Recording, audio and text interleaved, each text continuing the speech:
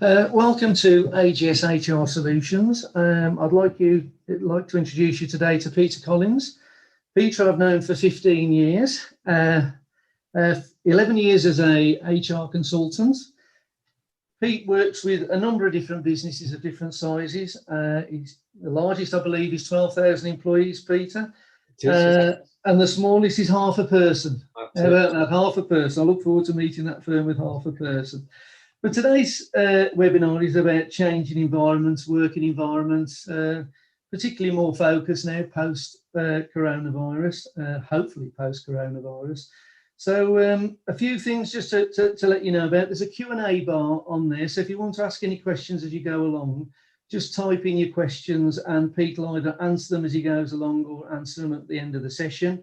This will be recorded on our website. So obviously, if you want to play it back, it'll be on demand at any time. Without further ado, Peter, over to you. Okay, thanks very much, Steve. That's great, thanks. So yeah, as Steve has kind of outlined, of course, kind of the pandemic has obviously massively changed things for everybody. You know, every business has found challenges. But I suppose what it has done is it started to make us think about the future probably a bit sooner than we would have done. I think from a kind of messaging point and kind of from a advisor perspective, one of the things that I would say, you know, we're never here to tell you what to do. You know, you have to remember that as businesses, you are able to set up your business as you want it to be set up. And actually, there's very little challenge to that. You know, you probably have a much greater scope to do the work that you want to do in the way that you want to do it than often I think kind of businesses think. So, you know, I've always felt that kind of in the HR space, the really important part of our advice really, and any HR advisor should be exactly the same. You know, it's about us giving you options. It's about helping you set the boundaries. And often what the law is asking you to do is it's asking you to consider your decisions and to run through processes to get to a final decision. And often it's the process that is sometimes more important than the decision itself. So in the kind of world that we're looking at, you know, and this, you know, really seminar today is mainly about kind of that right to work from home. You know, there are already suggestions that the government are looking to legislate to enable people to have the right to work from home. Personally, I don't think that's something we should be overly worried about, in the sense that if we look at other legislation, and I'll touch on flexible working later, but where we look at other legislation surrounding these types of things, it's more likely to be the right to request to work from home. That's what will be enshrined within the legislation, not an absolute obligation on companies to let people to work from home. And I think that that's, you know, kind of quite a important differential for everybody to kind of realize. So as I say, today I'm going to talk about kind of, you know, the balance between office and home working and the kind of decision-making processes that we might be going through. I think importantly, the thing that people are thinking about a lot is about how we effectively manage people once they are working from home. And you know, and I do get that, you know, that's a big concern for a lot of people. We've obviously got issues about people returning to the workplace. So people who can be reluctant to return for various reasons. Maybe they're still, you know, are in a vulnerable category and are still worried about COVID. The interplay that will have with kind of flexible working. But also then, I think a kind of relatively hot topic at the moment, given the government's view that they are legislating to force anyone who works in care to have the vaccine, but also slightly wider at kind of PPE policies as well, where we have got direct contact with the public. So office and home working, I'm going to kind of run through a few kind of positives and negatives around considering home working. I think one of the things, like I say, the pandemic has taught a lot of businesses things that they have always known, is that we constantly have to change and innovate to stay ahead of the game. That's what businesses do. It's what businesses have always done. They have great ability to take problems and make the best of those problems. And if we're looking at it positively, what we're hoping is that where the kind of employees and the government through legislation might be challenging us to say, well, why is everybody in the office? Why is that the case? Why do they need to be in the office? That challenge is something that as businesses we should be looking at, and we should be looking at the way in which we're set up. And I think every business owner will recognize that it's easy to do what we've always done. It's not always easy to kind of stop and go, well, actually, just because we've always done it, is it the right thing to do? And I think that then is providing a focus on a solution. And again, that is where businesses,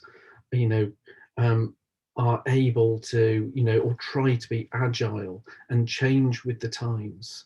And there are definite positives from people kind of working from home. Certainly, and this is from personal experience of dealing with a lot of people, obviously, kind of throughout the pandemic. And I deal with a whole range of people across a whole range of sectors.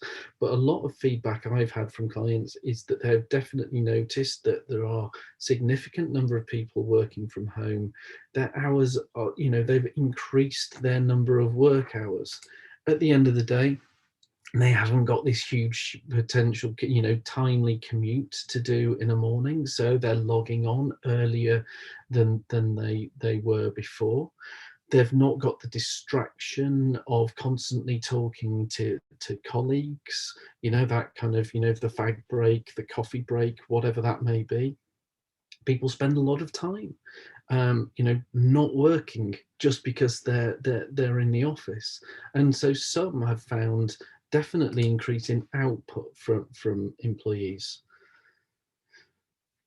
They've also fed back that employees themselves are flourishing in where they have an ability to start to manage their own workloads a little bit more. The advantage you have sometimes when you're working from home is it frees you to work in the way that you want to work.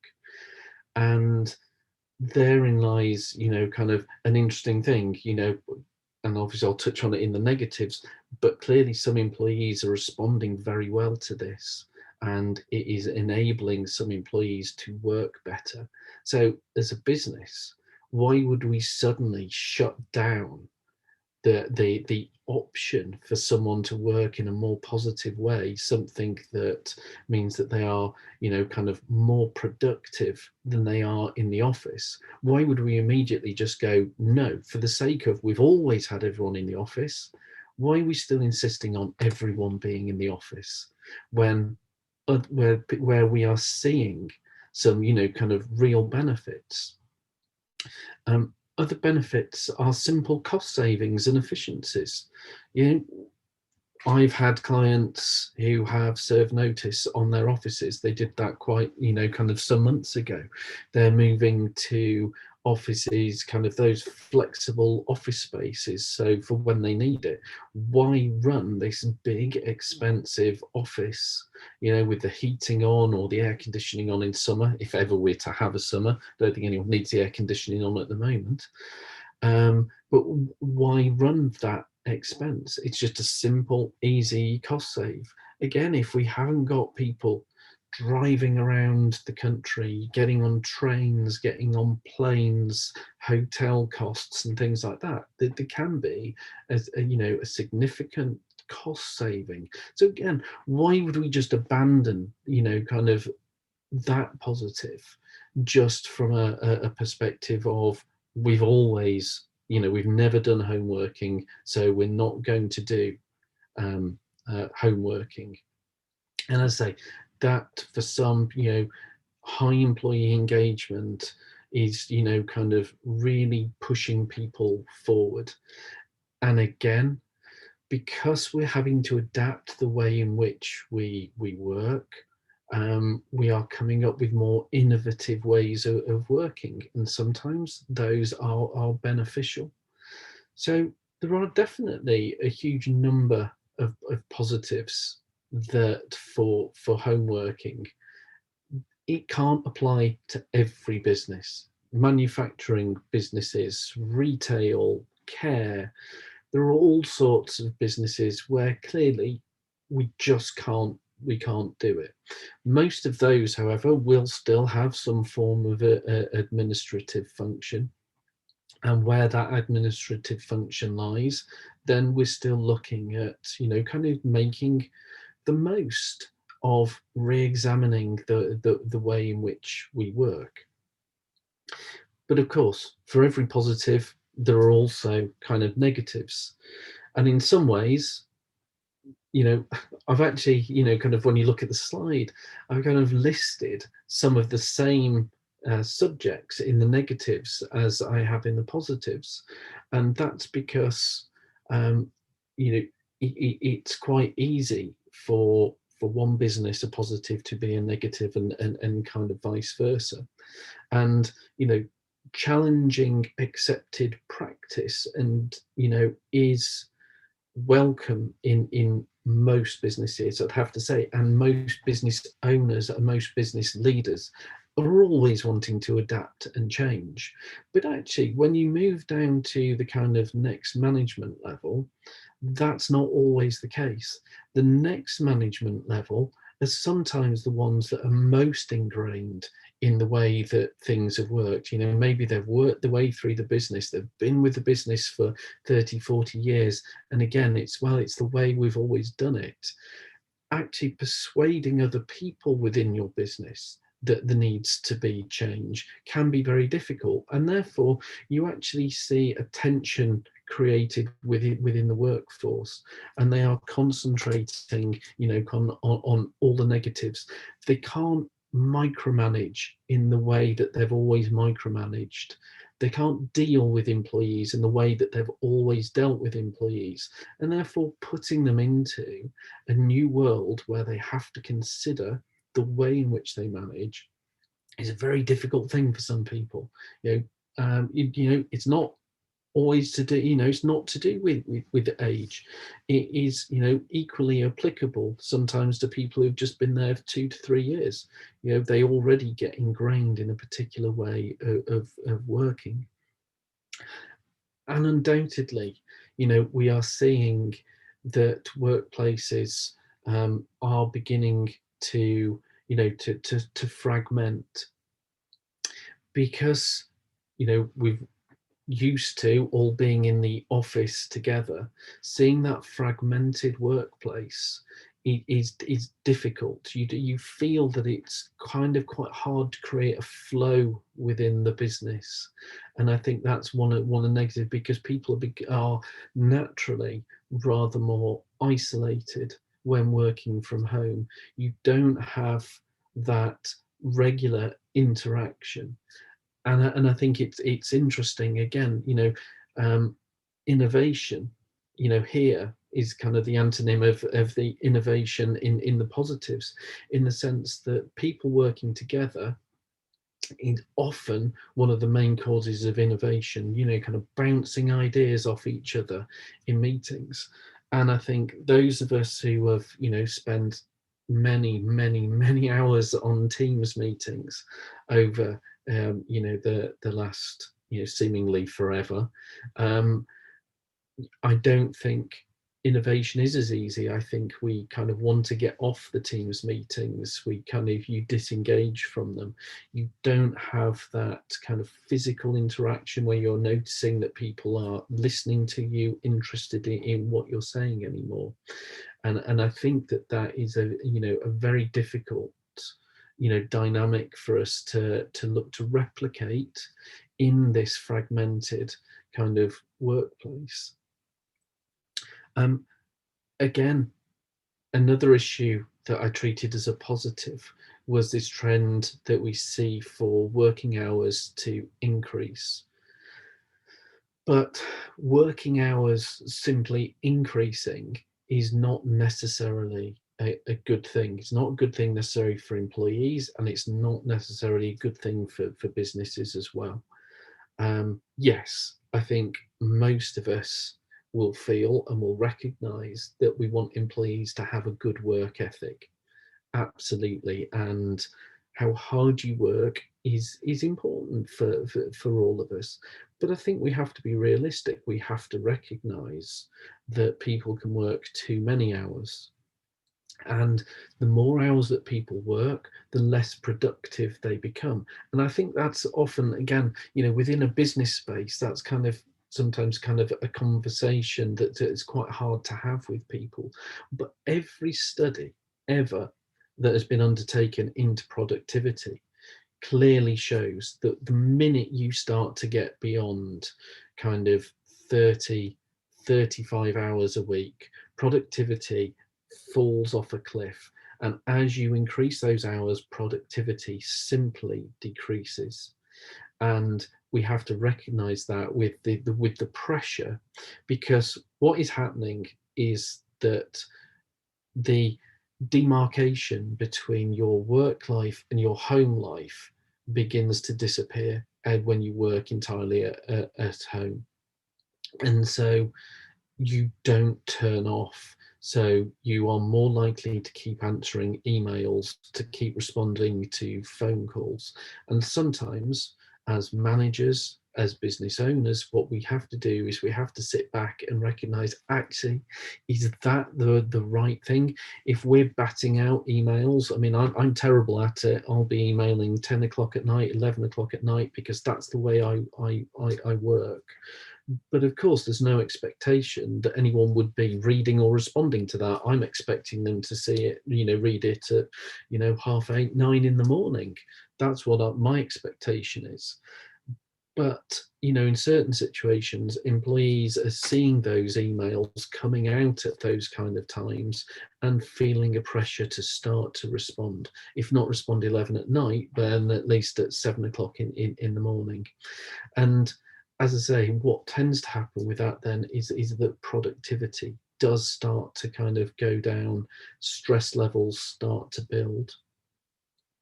And so we have to recognize those symbols, those symptoms in employees, and, kind of work around that. And as I say, I think teamwork is undoubtedly the biggest issue for all of us to face. It is so hard to work as a team, kind of when we have split that workplace up. So making it work, I suppose that's one of the things, kind of how can we kind of start to do that? And one of the main things is, thinking about how we track performance. What kind of things do we do to make sure that they are performing when they are working from home? How we monitor employees. That's kind of quite an interesting one, because of course often as owners or managers, what we feel is we're losing control when someone is working from home. There's always that suspicion, well, are they actually working? So how do we kind of monitor that? And I have to say, these days it's relatively easy, because most output, particularly when they're working from home, is via electronic means.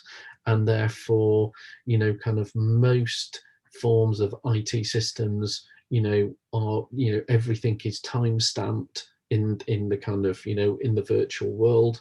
And so actually it's quite easy to build up a picture of, you know, kind of what employees are doing. But clearly one of the things that we need to be focusing on, although, you know, I'd have to say, you know, I've argued this, you know, for a long time, this is not for me to do with, you know, kind of home working, but we really should be concentrating on productivity and output, not on hours. And, you know, as for me, as say, that goes as much in the office as it goes for when people are working from home. And I think, you know, therein lies the, you know, often the trap. Just because someone is doing a lot of hours doesn't mean they're producing a lot of work. And, you know, we've all worked in offices where, you know, the person was always, there was always someone who was in first and in last, you know, and often the lazy assumption is that that's the hardworking employee. Not always. Sometimes that person might be there because they just don't want to be at home. They want to get away from their family, or they, you know, they live on their own and they love to work and they love to see their colleagues. It doesn't mean that you are working really hard just because you're doing kind of lots of hours. And again, and I think to shift our focus into really starting to look at outputs rather than input is kind of, you know, kind of very, very helpful. There are lots of different IT solutions, and I think that that's, you know, an important thing for, I think, particularly for smaller businesses, actually, you know, of which, you know, we're a small business. There are so many little different system solutions out there, whether they be kind of communication tools, whether they be methods for working together, you know, kind of project management type IT solutions, you know, there are, you know, whether it be time tracking, all of those kind of things, you know, HR systems are starting to really come into their own now, because HR systems often are effective communication tools. They're good ways of tracking where people are, what they're doing. You know, I'm seeing from clients far more focus on getting HR systems implemented, because again, they are helping them manage teams remotely, and a lot of the systems, you know, really do play into kind of into home working. And one of the other things, you know, that I think one of the things to be really clear about when we're talking about home working versus office working is that it's not a binary thing. Someone doesn't have to just work for either from home or from the office. What I see a lot of businesses moving to is far more kind of hybrid and fluid systems. So perhaps someone's working from home a couple of days a week, but now coming into the office 3 days a week, or vice versa, or whatever that is. And looking and creating a kind of flexible system is something that I think a lot of businesses are very capable of doing. And again, when you're making your decisions on what you're going to do, because I'm going to stand here and say, you know, you are not going to be forced to have your workforce work from home. That's not going to happen. You are going to be able to, you know, employment tribunals are always very, very clear. They expect and allow businesses to set themselves up in the way that they want to set themselves up. Employment tribunals do not interfere in how businesses want to run themselves. You know, they've always made that very, very clear, and you know, I kind of maintain that. So when you are making choices, you should be making choices about, again, looking at harnessing the best of this and us removing the worst of this. You know, so we're trying to you know, make the most of all of this. And obviously part of that is the kind of welfare of employees and the engagement process, because again, engagement is an incredibly important part of you know, kind of that interaction with employees.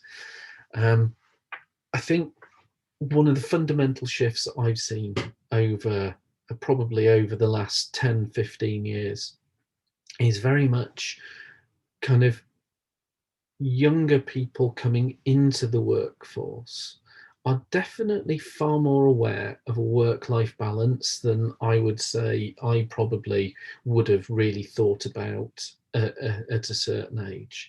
Their drivers are different. It's no longer just about money and status.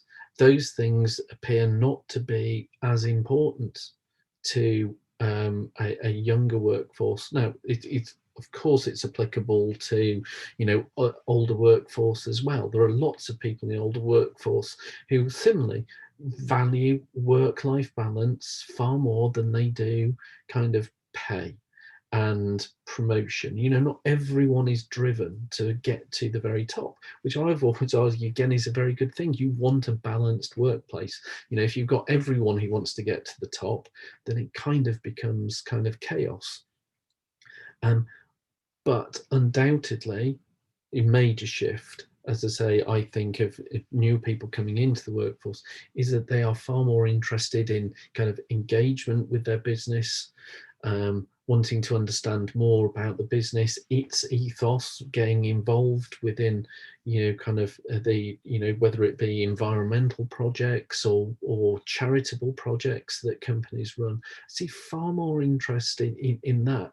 And again, these kind of times are useful to kind of step back and go, well, what are the real drivers for our workforce? So when we're looking to manage staff remotely, like I say, we've got to be really conscious about communication with them, whether that be for everybody, just a 2-3 minute Teams call in the morning individually, or have a little group one. I see that a lot of clients, what they do now is they have kind of they'll have a kind of tea and cake once a week where they'll all jump on Teams for just half an hour, maybe on Thursday afternoon or something, and share a cup of tea, have a kind of a chat and a gossip, no talking about work. So they're trying to find ways to again bring the best of what was the office but into that home working environment. Obviously, we've got to equip employees properly, so they need to have the ability to kind of to work from home. Trust your employees is an interesting one. Bear in mind, most of my advice is, a lot of it is surrounding, kind of employees who've committed, disciplinary offences. We're doing investigations, we're dismissing people for clients. It seems kind of quite strange one sometimes, because I see the worst of employees. But the thing about seeing the worst employees tells you is that it's a small, very small minority. The majority of employees you can trust. Absolutely. Again, there are interesting case studies. There was a company in America. I think it was obviously a tech company, because it's always going to be a tech company that does something like this. But what they did is they said to the employees that they had, I think they had around about 200 employees, they said, you work what hours you want to work, and you have as much holiday as you want, and you'll be paid the same regardless. And what they found was that people who had there were quite a few people who had difficulty working in that environment and left. But those that stayed, productivity was enormous, and actually people worked just as many hours as they did before that instruction. Because when you have a really good workplace, so this is the way you kind of look at it, and that's an extreme. I wouldn't advocate that at all. But again, when we take a step back, what can we learn from that? And what we learn is that when employees are engaged and want to work for their employer and see it as a good workplace, they will undoubtedly work hard for that employer, because they don't want to lose their job. They don't want to lose their job and go to an employer where they don't have any of those benefits. So like I say, I'm not advocating such an extreme example, but I think it's useful for helping shape our thought processes as we go through that. And again, to look at the way that employees engage with their business these days, we're looking to kind of reinforce our organizational values, who we are, our ethos. We're going to talk to them about, a right to switch off again, where there's potential legislation being mooted about giving employees the right to switch off again, because of this idea of constant emails and telephone calls well into the evening. I think there's a chance some form of legislation like that might appear, to be honest. I have to say, I think there's a chance. It'll be quite a long way down the road. But again, what we need to think about actually is ahead of that, always be ahead of the game, be ahead of the legislation, and think, well, why would there be a right to switch off? Why is it that some employees find this so hard to deal with? And we should be thinking and responding to those employees. And again, it's finding ways to encourage that innovation, whether it is giving people some space and some time within the workday to talk to colleagues, to discuss ideas. Because otherwise, like I say, sometimes I think with home working, work can become quite, you've just got specific tasks to do and you just do them. And again, I think that can be kind of quite stifling of innovation if we're not careful. So you're going to be asked to be, probably over the next few months, maybe into years, you're going to be probably getting, kind of a huge number, or an increased number of people looking to work from homes.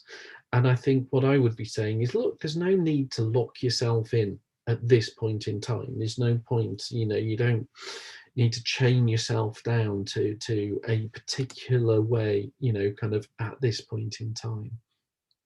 So I think where someone is saying, well, look, actually, work from home has really worked for me, what could you do just before you start to really clarify what you want to do as a business?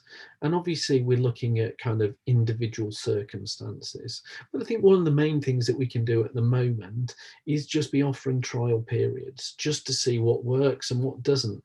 At the end of the day, a trial period, what that will do for you as a business is it helps build up information, what works and what doesn't work.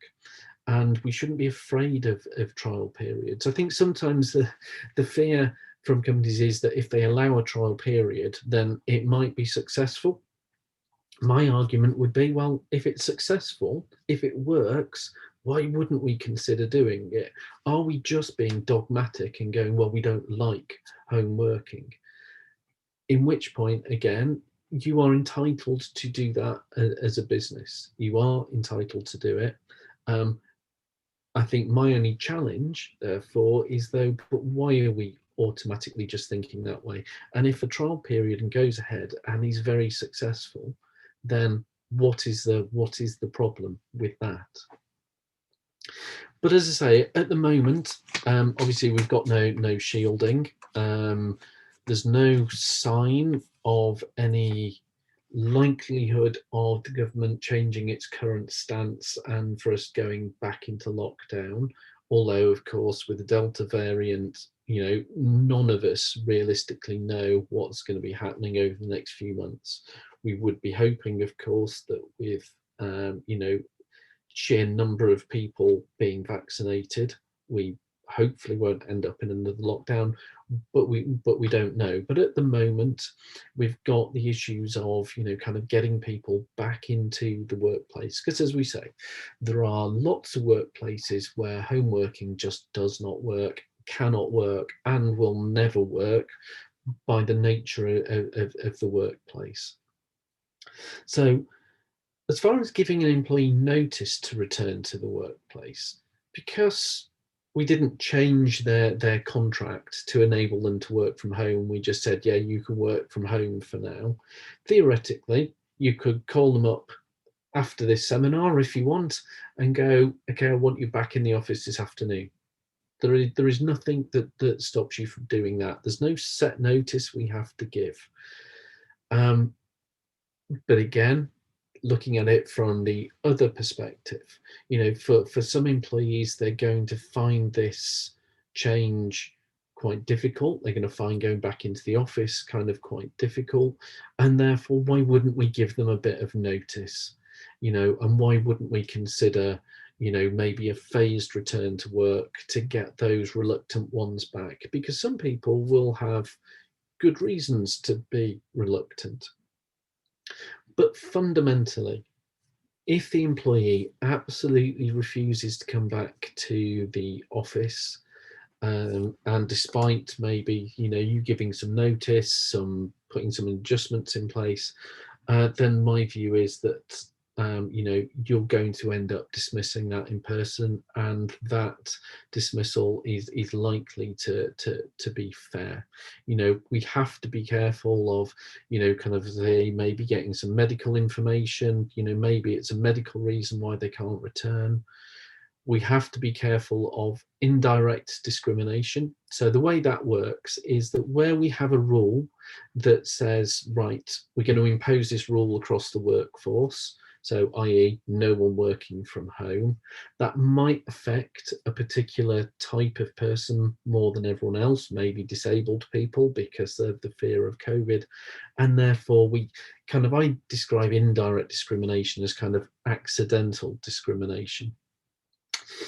Okay, but contractual changes, I'm not entirely sure that too many businesses are going to require contractual changes to get people either kind of back to work, or the reverse. I am seeing some employers forcing employees to work from home because they want to get rid of the office. Both of those, forcing them to work from home or being in the office, both of them are going to end up being legitimate business decisions to make. So the only question is going to be, kind of when are we going to do the contractual changes, which my point would be as soon as possible, because if we're changing someone's contract, we might have to give up to 12 weeks notice. We can consider why we're doing the contractual changes, and actually most contracts have mobility clauses and things like that. And we're also going to consider then how we're going to change the contract. I'm not going to go into detail kind of today, but there's a whole different ways of kind of changing people's contracts in order to kind of build in those rights that we want. Policies, I'm not an obsessive on policies. I have to say, one of the things as HR, working in HR, we often feel it's like this obsession. We have to have a policy for everything. I'm not a major, kind of believer in that, I have to say. We have to be a little bit careful. I mean, risk assessments for me are important. People are not doing risk assessments of people's home working environment. Do they have desks? You see this a lot. People sat on their bed with their laptop because they've got nowhere to work, things like that. So that's one area where I think there'll be an element of us being forced to have a policy, maybe from the health and safety executive. But we're considering our policies across the piece. It's not just about COVID-19, but about the whole of work, working from home, kind of data protection, where they're storing confidential information and things like that we may be thinking about. But like I say, I'm not, these aren't, for me, policies aren't the things you rush out and sort immediately. They're things that kind of, come with time.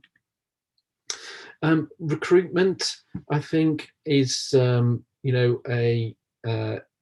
difficult one for us to do remotely, but I think we're actually all into a kind of zone for doing that. We just have to make sure that we're kind of thinking ahead, that we're preparing, that we're probably producing just a little bit more documentation for them, and we're considering the training program and the kind of e-learning as we kind of go. Flexible working requests are going to be part of kind of working from home, and it's no different from we've always had with flexible working requests, that all employees have the right to apply for them once a year, but we've got loads and loads of grounds in which to refuse flexible working requests. We just have to be reasonable and considered. And I think for all the reasons I've talked about before for home working, why don't we consider flexible working requests? There's no reason for us not to. There's no reason for us not to consider kind of trial periods, as we kind of go through. And so that's it really, I think, on the home working front. Obviously, I can ask any questions you want to go into kind of more detail. And obviously, I'm available after this seminar as well. I just wanted to touch on, sorry, Steve. So, carry on, please. Okay, I just wanted to touch on vaccinations just very briefly, just for a couple of minutes. Because obviously this is not going to apply to everyone. It's only really applying to those, probably in care. But for any of those in care, it looks like October is going to be a hard date that all employees, at the moment, are saying all employees in care companies will have to have a vaccine. My view is I'm not sure it's the right thing to do. I think persuasion is a better thing to do. But for those employers where you are faced with this situation, we will be able to fairly dismiss employees who refuse to have a vaccine where the government have legislated or issued kind of guidance. What I would say is that we need to be starting that process as soon as possible, because a lot of the terminations we might do around vaccinations will be terminations on notice, and therefore we don't want to wait until October to be serving notice, because then we have an issue of, do we have to continue to pay them for their notice period even though they can't work? So for employers not in care, then I tend to take the view that you can't require employees to have the vaccine. I think that will be going too far. Again, we've got some very good and successful methods for persuading employees. And I think that for me, that is the key. Persuasion is absolutely the best tactic in this space, because forcing people tends to be kind of fairly counterproductive. However, I am seeing a lot of businesses, particularly in recruitment, in care, have already changed their recruitment policies to state that vaccinations are an essential part of the job. And I think so some are already getting ahead of the game with that. But again, I'm open to questions. So I think that's about it for me. Well, thank you very much, Peter. I mean, are you seeing a difference in attitude on their approach based on the size of the businesses, or is it just a general mixed bag at the moment that you're seeing? Or? Yeah, and I think, as probably with everything that kind of is in the HR space, definitely bigger companies tend to react differently. They tend to be the ones that create more policies and processes. That's because they have to, because if you're dealing with thousands of people, you have to enable managers to deal consistently across the piece. Smaller businesses have the advantage of being able to be quite live to react quickly.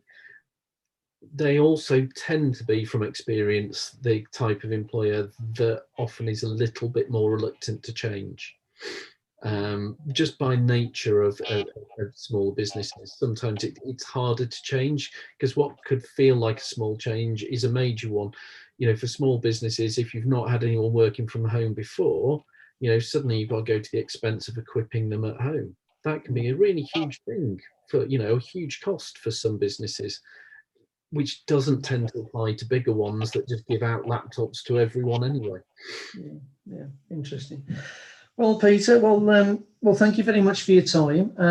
As I said before, this will be recorded on our website. If there's any questions, please give AGS a call on 01384 217 222, or email me at steve.aston@agsAccountants.com, and obviously I'll give you a direct link to Peter. So thank you very much for your time today, and have a super day, and here's for a good result tonight. Yeah, Thank you very much. Thank you. Take care. Thank you. Bye-bye. Okay, bye-bye.